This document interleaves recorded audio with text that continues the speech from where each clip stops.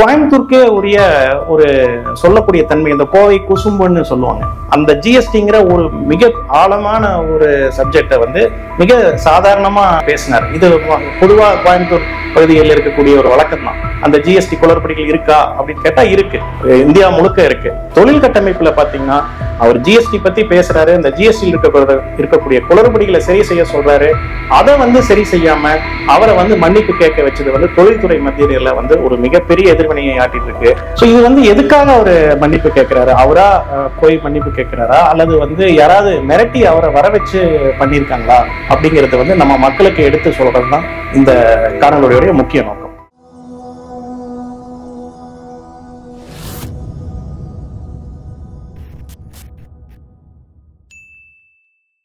மானமும் அறிவும் மனிதனுக்கு அழகு. அனைவருக்கும் வணக்கம். நேற்று இரவுல இருந்து கோவை பத்தின ஒரு முக்கியமான காணொளி வந்து சமூக வலைதளங்கள்ல பிரபலமாயிட்டு இருந்தது. எல்லாருக்கும் தெரிஞ்சிருக்கும், கோவையின் பிரபல தொழிலதிபர் திரு சீனிவாசன் அவர்கள் ஒன்றிய நிதியமைச்சர் மற்றும் கோவை தெற்கு தொகுதி சட்டமன்ற உறுப்பினர் திருமதி வானதி முன்பாக நான் மன்னிப்பு கேட்டுக்கிறேன் அப்படின்னு சொல்லி ஒரு வீடியோ வந்து பிரபலமாயிட்டு இருந்தது. இது வந்து எல்லா கோவை மக்களுக்கு ஒரு மிகப்பெரிய அதிர்ச்சியா இருந்தது. எதற்காக இந்த மாதிரி ஒரு நிகழ்ச்சி நடந்தது, இதோட பின்னணி என்ன அப்படின்னு சொல்லி நிறைய கேட்க ஆரம்பிச்சிருக்காங்க. ஸோ அதை பத்தி நம்ம இன்னைக்கு வந்து எதனால ஏற்பட்டது இதெல்லாம் விரிவாக பார்க்கணும். நம்ம கோயம்புத்தூருக்கு வந்து பாஜக இந்த மாதிரியான கட்சி வந்து நாங்கள் ரொம்ப வளர்ச்சிக்கு ஹெல்ப் பண்றோம், சப்போர்ட் பண்றோம்னு சொல்லி தான் ரொம்ப வருஷமா பண்ணிட்டு இருந்தாங்க. ஆனா ஒரு பிரபல தொழிலதிபர் அவரை வந்து தனியா அழைச்சு ஒரு மன்னிப்பு கோர்ற அளவுக்கு வந்து என்ன நடந்தது? ஸோ இது வந்து எதுக்காக அவர் மன்னிப்பு கேட்கிறாரு? அவரா போய் மன்னிப்பு கேட்கிறாரா அல்லது வந்து யாராவது மிரட்டி அவரை வர வச்சு பண்ணியிருக்காங்களா அப்படிங்கிறது வந்து நம்ம மக்களுக்கு எடுத்து சொல்றது தான் இந்த காணொலியுடைய முக்கிய நோக்கம். கோவைக்கு ஒன்றிய நிதியமைச்சர் வந்து வருகை புரிந்திருக்கிறார்கள். எதுக்காக அப்படின்னு கேட்டீங்கன்னா, கோவையில் இருக்கிற தொழிலதிபர்களை வர வச்சு அவங்க கிட்ட நேரடியாக ஆலோசனைகளை பெற்றும் அவங்களுடைய கருத்துக்கள் கேட்பதற்கும் அவங்களுடைய குறைகளை கேட்பதற்கும் ஒரு ஆலோசனை கூட்டம், கருத்து கேட்கிற கூட்டம் ஒன்று நடத்திருக்காங்க. அந்த கருத்து கேட்கும் கூட்டத்துல வந்து கிட்டத்தட்ட ஒரு 400-500 பேர் கலந்துருக்காங்க. அந்த 500 பேர் கலந்ததுல உணவக தொழில் அமைப்பின் தலைவராக இருந்து கொண்டிருக்கும் கோவை அன்னபூர்ணா ஹோட்டல் உரிமையாளர் திரு சீனிவாசன் அவர்கள் ஒரு சில கருத்துக்களை ஒரு நிமிஷம் தான் சொன்னார். அந்த கருத்து இந்தியா முழுக்க மிக பிரபலமா பேசப்பட்டது. அது அவரோட கருத்து நகைச்சுவையா இருக்கணும் அப்படிங்கிறதுக்காக அந்த ஜிஎஸ்டியில் இருக்கிற குளறுபடிகள், ஜிஎஸ்டியில் இருக்கிற அந்த மாறுபாடுகள், வேறுபாடுகள் இதுல வந்து ஒரு நகைச்சுவையா ஒரே நிமிஷத்துல அவர் எல்லாத்துக்கும் மக்களுக்கு புரியும்படி எடுத்து சொன்னார். அது வந்து அவர் அந்த தொழில் இருக்கக்கூடிய கஷ்டத்தை தான் சொல்லியிருக்காரே ஒழிய அவரை யாரையும் எதிர்த்து அந்த கூட்டத்துல அவர் பேசல. அவர் பேசின காணொலி நம்ம எல்லாத்துக்கும் தெரிஞ்சிருக்கும். அவர் என்ன சொல்றாரு, ஒரு உணவகத்துக்கு வராங்கன்னா ஒரு ஸ்வீட் சாப்பிட்றாங்க, ஸ்வீட்டுக்கு ஜிஎஸ்டி 5%, காரம் சாப்பிட்றாங்க, காரத்துக்கு ஜிஎஸ்டி 12% இல்லை 18% போடுறாங்க, ஒரு பன்னு சாப்பிட்டா அதுக்கு ஜிஎஸ்டி இல்லை, அதுக்கு பக்கத்தில் ஒரு ஜாமோ க்ரீமோ தடவினோம்னா 18% அதுக்கு ஜிஎஸ்டி போடுறாங்க. ஸோ இப்போ நம்ம மக்கள்கிட்ட வந்து ஒரு 4 பேர் வந்து சாப்பிட்றாங்கன்னா அந்த 4 பேர் சாப்பிட்ற ஒரு பொருளுக்கு வேற வேற ஜிஎஸ்டி இருக்கு. இது வந்து மக்களுக்கு குழப்பத்தை ஏற்படுத்துறது, தொழில் செய்கிற எங்களுக்குமே மிகப்பெரிய குழப்பத்தை ஏற்படுத்துது.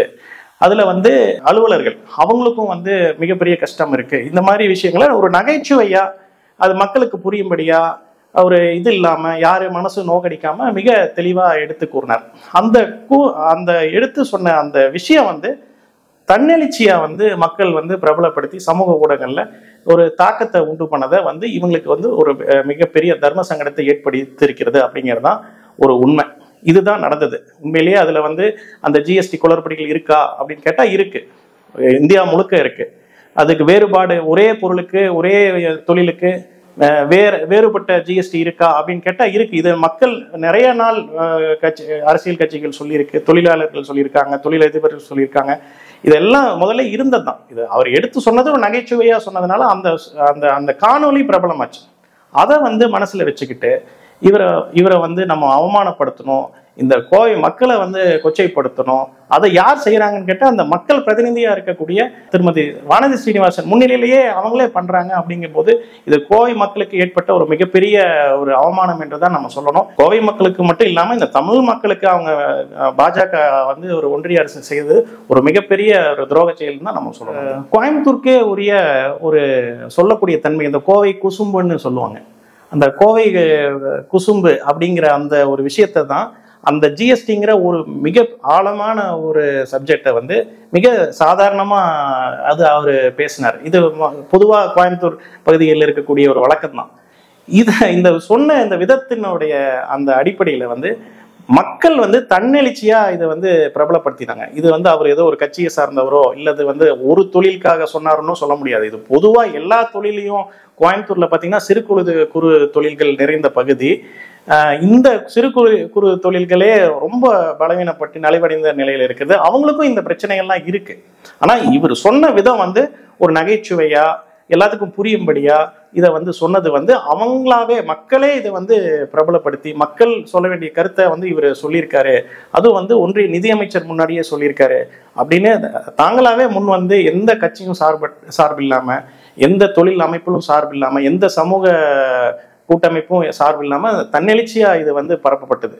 இது வந்து அவங்க ஒன்றிய நிதியமைச்சருக்கும் இங்க கோவையில் இருக்கக்கூடிய சட்டமன்ற உறுப்பினர்களுக்கும் மிகப்பெரிய பாதிப்பு ஏற்படுத்துச்சு அப்படிங்கிறதா நம்ம இதுல பார்க்க வேண்டிய ஒரு முக்கியமான உண்மை. பொதுவாகவே கோவை எடுத்துட்டீங்கன்னா இந்தியாலேயே நிறைய குறியீடுகள்ல வந்து ஒரு 4-5 இடத்துல வந்து முதன்மையா வந்துடும். அந்த மாதிரியான இப்போ வளர்ச்சி அடைஞ்சு வந்து கொண்டு இருக்கிற ஒரு நகரம். தமிழ்நாட்டில் எடுத்துட்டீங்கன்னா சென்னைக்கு அடுத்தபடியா ஒரு பெரிய நகரம் கோவை.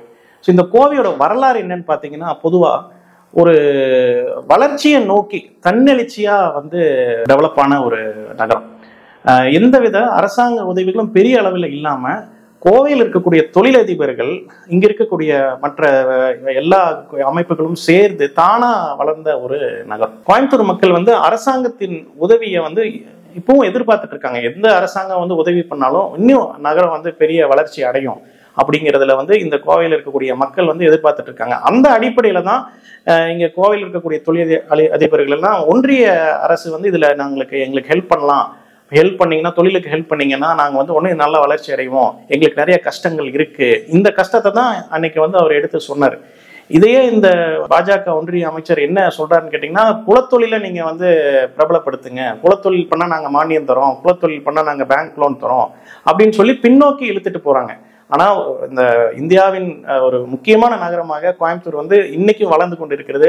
அது வந்து சிறு குறு தொழில்கள் ஆகட்டும், ஜவுளித்துறை ஆகட்டும், சாஃப்ட்வேர் இண்டஸ்ட்ரி ஆகட்டும், தகவல் தொழில்நுட்பம் ஆகட்டும், மற்ற வெட் கிரைண்டர் ஆகட்டும், பம்ப் இண்டஸ்ட்ரி ஆகட்டும், இந்த மாதிரி நிறைய சிறு குறு தொழில்களும் இப்போ இன்டர்நேஷனல் லெவல்ல அதாவது ஒரு ஃபாரின் லெவல்ல வந்து நம்ம வந்து கோவை வந்து ஒரு மிகப்பெரிய வளர்ச்சியை அடைஞ்சிட்டு இருக்குது.